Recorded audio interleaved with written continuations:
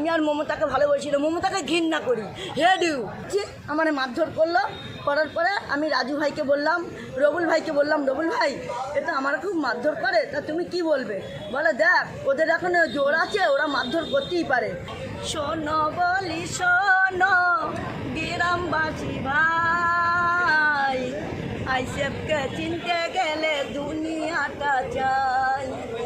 তো আমি দেখাচ্ছি তো দুনিয়াটা কি হয়, পরিণামে তোমরা ভুল করো না ভাই। আইসেফকে তো ভোট দিলে জীবন পেয়ে যাবে, তাই আমি বাড়িতে যেখানেই থাকি লুকতে থাকি ওদের ভয়তে, মারির ভয়তে। ওই পুলিশ আমাকে গরির মতন টেবড়ে নিয়ে বাড়িতে নিয়ে যায়। আমার দাদারা বলে কেন, আমার মা বলে কেন নিয়ে যাচ্ছ? আমার মা কাঁদছে, আমার দাদা বলছে কেন, কোথায় নিয়ে যাবে? বলে কেন ওর দরকার, থানায় নিয়ে যাব। আমাদের গ্রামের আশপাশের লোকেদের জিজ্ঞাসা করো, কেউ যদি মিথ্যে কথা বলে তো আপনাদের পায়ের জুতো আমি খাবো। ঠিক আছে, আমি একটা মিথ্যে কথা বলা মেয়ে না, আমি সত্যি কথা বলা মেয়ে। আমি সত্যির জয় করি, মিথ্যার কোনো দিন জয় হয় না। ঠিক আছে, আমার জীবনে অনেক মার খেয়েছি, আমি আর কাউকে মার খেতে চাই না।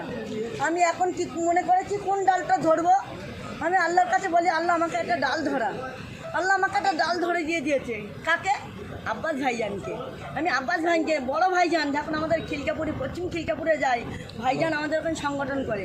সংগঠন যখন করলো তখন আমরা ওখানে সবাই ভোটে দাঁড়াই। আমাদের ওখানে ওই ছোটো ছোটো ভাইরা, আরও গ্রামের ছেলেরা, হ্যাঁ রবুল আছে, আবার ওই আছে কি ওই দাদা ওর নাম কি, আমার রাজু ভাই আছে, আর একটা কেরা আছে, যাই হোক আর কোনো বলেন। হ্যাঁ রবুল দাদা আছে, রাজু ভাই আছে, এই দুজনে আছে। আমার বললো বোন তুই তো তাজমিরা খাতুন, তুই তো মার খেয়েছিস আর মার খাবি না, আমরা তোকে এবার দেখার জন্য আমার মারধর করলো।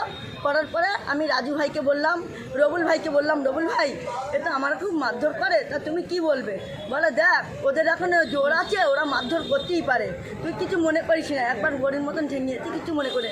যখন দিদি বারাসাতের বুকে আসে তখন মমতা তার আগে বলে দেয় কাকুলিদি বলে দেয় আমাদের খিলকাপুরে প্রধানকে যে তাজমিরা বাড়িতে আছে কিনা দেখো।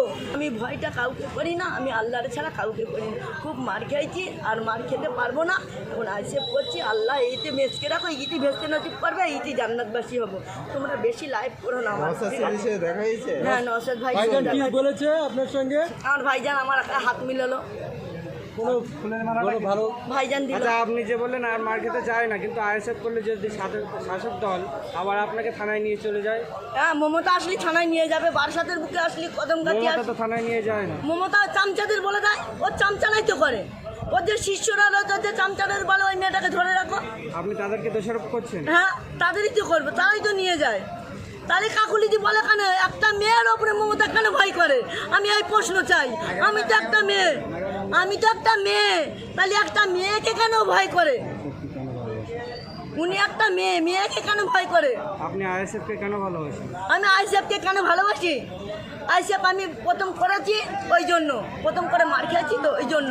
এখন মনে করছি আমি আইএসএফকে তো ভালোবাসি, আমি আর মমতাকে ভালোবাসি না, মমতাকে ঘৃণা করি। হেডিউ। তোমার বাড়ি এবং পরিচয় কি? আমার বাড়ি হলো পশ্চিম খিলকাপুর। হ্যাঁ। নাম? তাজমিরা খাতুন। আইএসএফ কি জিততে পারবে কে? আমাদের ভাইজান। হ্যাঁ প্রচুর ভোটে জিতে যাবে, যখন জিতে যাবে ওদের মাথায় তখন বাজ পড়ে যাবে, যে আমাদের মাথায় বাজ পড়ে গেল। আপনি কত ভোটে? 1.5 লাখ। 1.5 লাখ? হ্যাঁ। এখানে 1.5 লাখ বারাসাতের লোক আছে? হ্যাঁ আছে, 1.5 লাখ আছে, 1.5 লাখ ভোট পেয়ে যাবে, 1.5 লাখ ভোট পেয়ে যাবে ভাইজান। হ্যাঁ 1.5 লাখ ভোটে ভাইজানের চেয়ার লাগবে না, ভাইজান শুধু গরিবের জন্য আছে। আদি দলিল মুচি কাওড়া মেথড কোনো কাউকে বাদ দেয় না। ভাইজান বলছে যে আমি গরিবের জন্য আছে, আমি বড় লোকের জন্য নেই। কেন? বড় লোকরা ভাইজানকে ফাঁদে ফেলার জন্য সবাই ঘুরছে, যে ওর গাড্ডায় ফেলে দেবো। আল্লাহ যদি তার বাঁচায় তা কেউ কোনোদিন গাড্ডায় ফেলতে পারবে না। নিয়ে কোনো গান জানা আছে? হ্যাঁ আছে। একটু গানটা গাও। শোনো বলি শোনো গ্রামবাসী ভাই, আইসেফকে চিনতে গেলে দুনিয়াটা চাই।